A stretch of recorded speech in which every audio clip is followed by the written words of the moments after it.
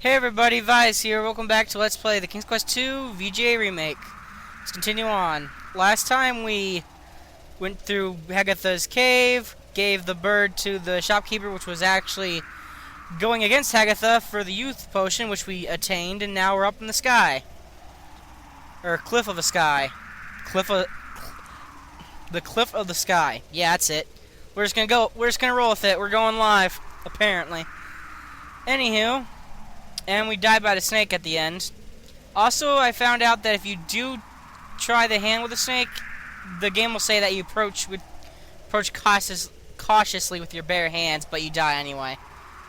Anywho, let's get past the snake now, using this charm thing. You dangle the shimmering opal in front of the snake.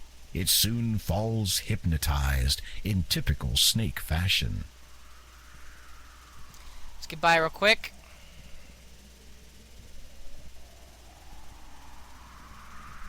You reach into the cavity and feel around. What is this? You've discovered a button hidden inside the rock. Minecraft style, apparently? Wait to see what happens next. Going Minecraft style, apparently. Hidden buttons. In an instant, a man stands beside you. He appears to be somewhat of an adventurer, much like yourself. Greetings, I am King Graham of Daventry. The newcomer nods in greeting. Without a word, he respectfully appraises you. You notice about him the manner of one who has only recently learnt the meaning of heroism. From where do you hail, good sir? The man opens his mouth to answer, but then pauses to consider that question. Evidently deciding that irrelevant exposition would serve neither party, he casually gestures to the hole in the rock behind you. Might I inquire something of your identity? After a brief search of his own person, the man pulls out a scroll card and hands it to you. You unroll it, and it reads, "Having fulfilled the requirements in accordance with the statutes of the famous Adventurers Correspondence School, the bearer is a qualified would-be hero." The man also shows you a medallion. Upon it are the words, "Hero of Spielberg." You reverently return the scroll to the man. You don't say much, do you? Nope. With a sigh of resignation, the man shakes his head silently. Surely you might speak to me of your adventures. The man becomes quite enthused about the prospect of relating his most recent adventure to you. Just as he is about to speak, however, Aww. you notice something on the ground that the man must have dropped. You retrieve the paper. It appears to be a scroll. Upon it is some writing. Disclaimer, you have just witnessed a rather shameless plug for the remake of Quest for Glory 2 Trial by Fire by the entities of AGD Interactive. Available now. As you read the writing, the words are ingrained in your mind. The scroll disappears. Yep, just another shameless plug.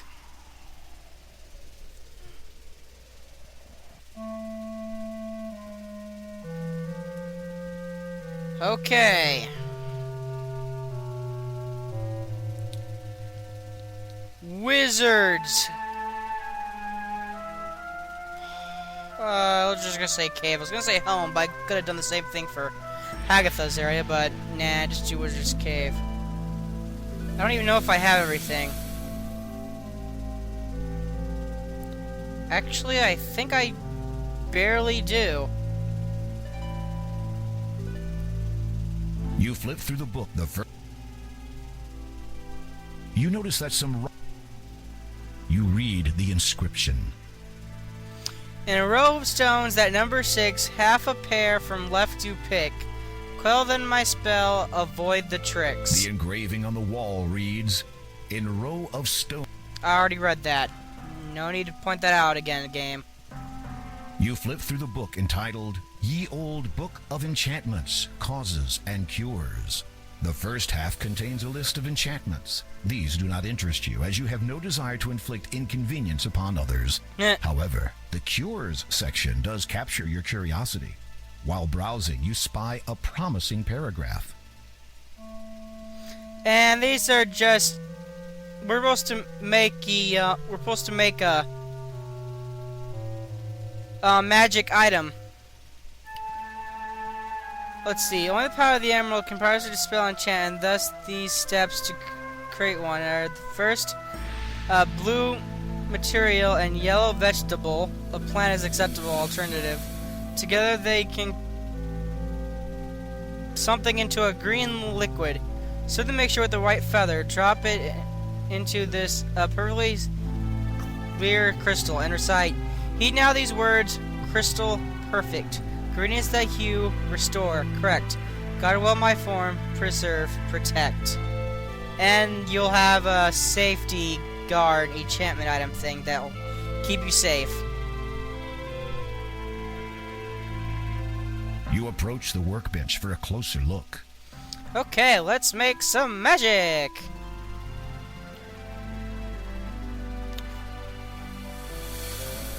First, You toss the brooch into the beaker.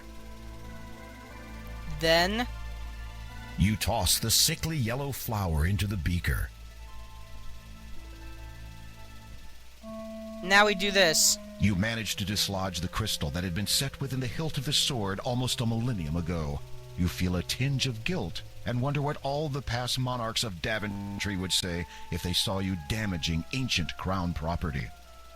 Well, I'm gonna have to edit that so it syncs up together, though it's probably not gonna look good when I do that. And now I think we use this to start the thing. You strike the blade of your sword against the flint stone. It sparks, and the wick catches alight. You watch, fascinated, as the two unlikely objects melt under the heat of the magical flame. And now we just gotta start with a feather. You stir the mixture carefully with the white feather. It soon dissolves in the hot liquid. Now we just need to put the crystal we just got. You drop the crystal in and watch, amazed, as the green liquid slowly seeps into it. And now we talk. Heed now these words. Crystal, perfect. Green is thy hue.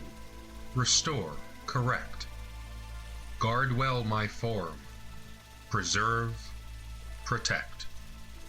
You recite the words correctly, line for line, and sure enough, only a brilliant emerald remains in the glass beaker. You quickly blow the flame out so as not to overheat the emerald and cause damage to it. Picking it up gingerly, you're amazed that the emerald took virtually no time at all to cool. And that's how we make an emerald, folks. We get some diamond, then we get some, let's see, diamond, flower, feather, and lava.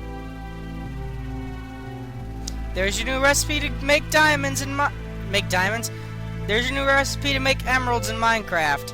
Diamond, flower, feather, lava bucket. That's how you make emeralds. That ain't gonna catch on, is it? Oh well. Despite what some say about your good fortune, you are not enchanted. Now we just need to wait.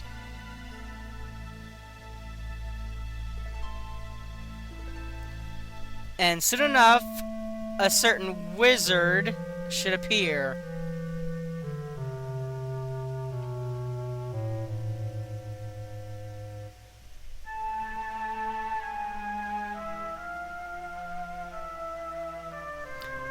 If he doesn't appear in about a minute, I might cut things out.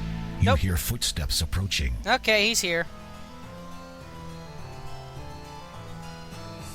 Uh-oh, the enchanter has caught you in his lair. He twirls his hands, aims them at you, and then utters some words under his breath. You feel a tingling sensation all over your body as the enchantment attempts to transform you into whatever the enchanter has fancied. Failed. At the same time, you also feel the comforting energy of the emerald shielding you. The enchanter's twisted smile turns downwards. He scowls at you. Problem, wizard. There is a look of panic on the man's face. He does not That dare face breathe. that face from here is awesome. I hereby order you to depart from Kalima forever, never to trouble its citizens again, lest you earn the fullness of my wrath. The enchanter looks baffled. You sigh inwardly and try again. Leave. If you come back, then you will get it. The enchanter nods frantically, as much as he can without cutting his own neck on your sword edge. He gestures quickly with his hands. Yeah, you better run. Success. Now any depths that I could have encountered in the forest with the wizard is now not possible to get anymore. Which I like because I hated trying to ignore this guy when I first played the game. It was a pain in the butt. Anywho. As you direct the sun's light through the emerald at the snake, you behold a wondrous transformation. Well. Before you now stands a magnificent winged horse. Pegasus. Thank you for freeing me. A horrid enchanter transformed me into that legless thing after I refused to be his steed. That was quite a gamble, to refuse an enchanter. True, but I could not have accepted, even if I had wanted to. For I am a disciple of the cloud, and can serve no land dweller. Disciple of the cloud? What does that mean? First, tell me of what you seek up here. You take a deep breath, then explain about the Door of Destiny, the gems of nature, and your present quest to locate the growth gem. So, you seek the air gem? Yes, that is right. You know of it? Most certainly. Sweet. But you will not be able to reach it by any means available to you or any of your kind. I would gladly take you to it, but alas, the enchanter took and hid from me my bridle. Without it, we could search for 1,000 years and still never find the cloud spirit. Where did he hide your bridle? I do not know. Perhaps a clue may be found in that blackguard's abode behind me. Those rocks of rows of 6, that's the clue. And I think we know where we've seen that before. So let's go there now. You unroll the magic carpet, lay it on the ground, and sit on it. The carpet rises into the air again. Okay, time to fly. The carpet begins to descend. That was quick. Jeez. I just noticed something. The icon shows that it's red, a little bit of yellow, and a little bit of blue. Yet when he's riding on it and actually flying with it, it's completely red. Also, either way, isn't in Aladdin the carpet's like a completely different color and has more than 3 colors? Like, has like 7 or 6 different colors, I think. I'm not 100% sure. Anyway, here's the 6 rocks that the hint was talking about. Bridle.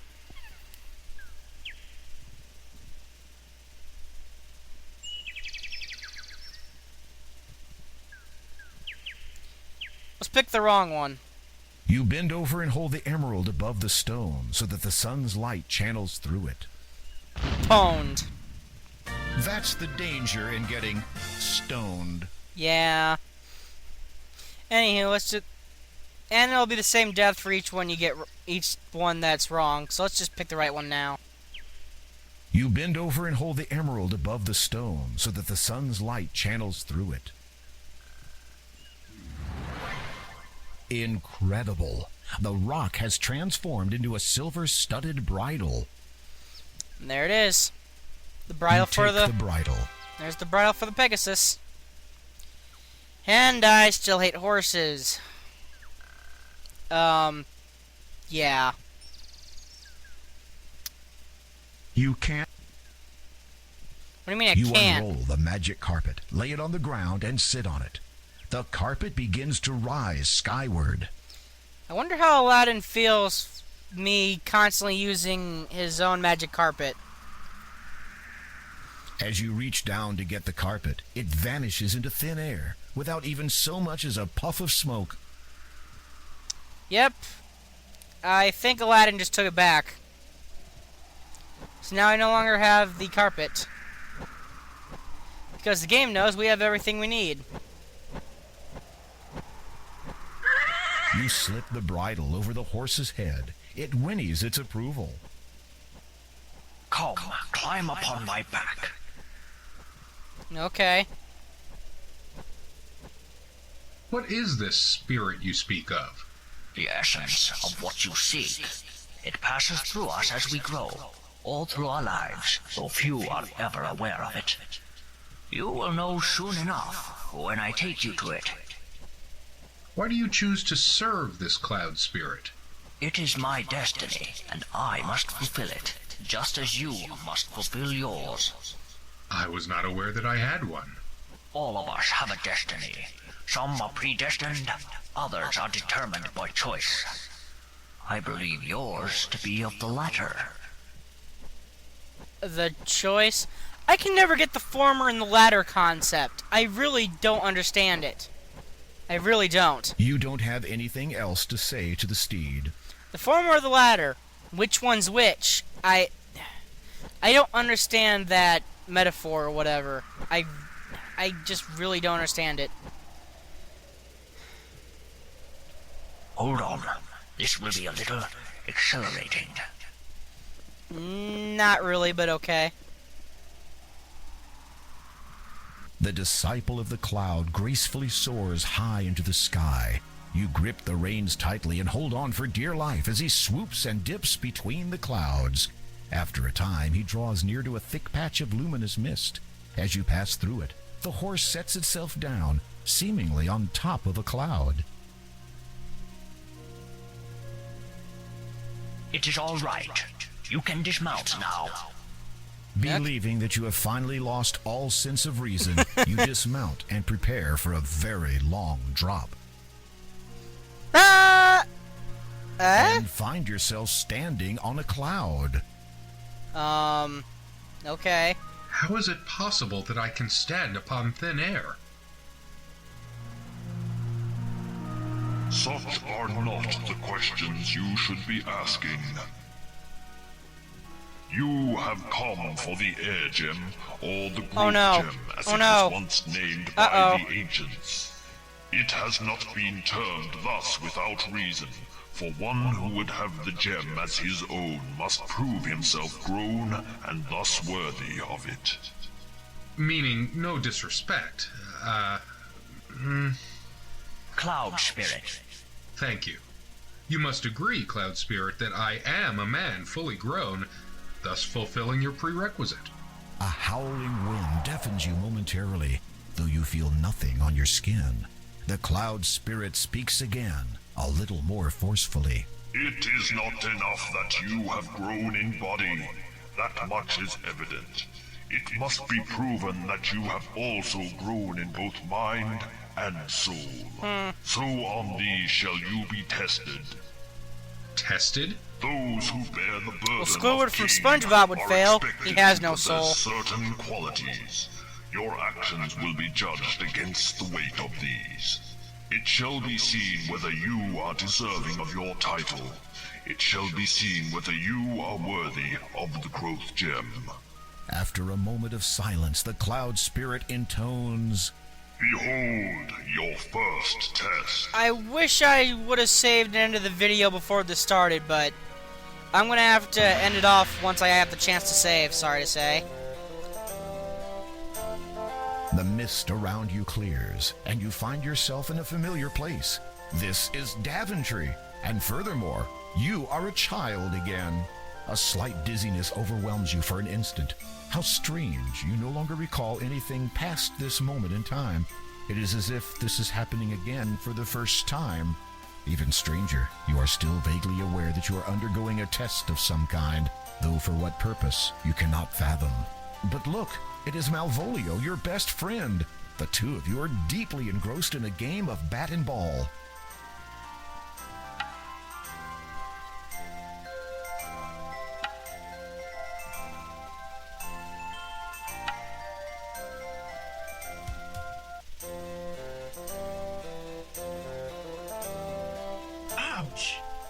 Uh-oh! That sounds like the king now! What do we do?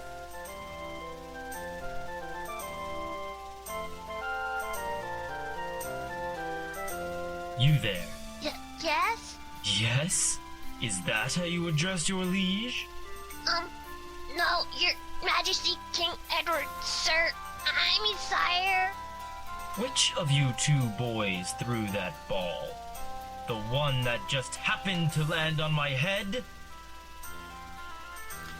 Okay, after you're supposed to talk to them, and then they'll give you a lot of choices to pick, but I can't do it right now because I'm out of time. So some advice. I'll see you guys next time when we take on the test to see if we're even worthy of the air gem.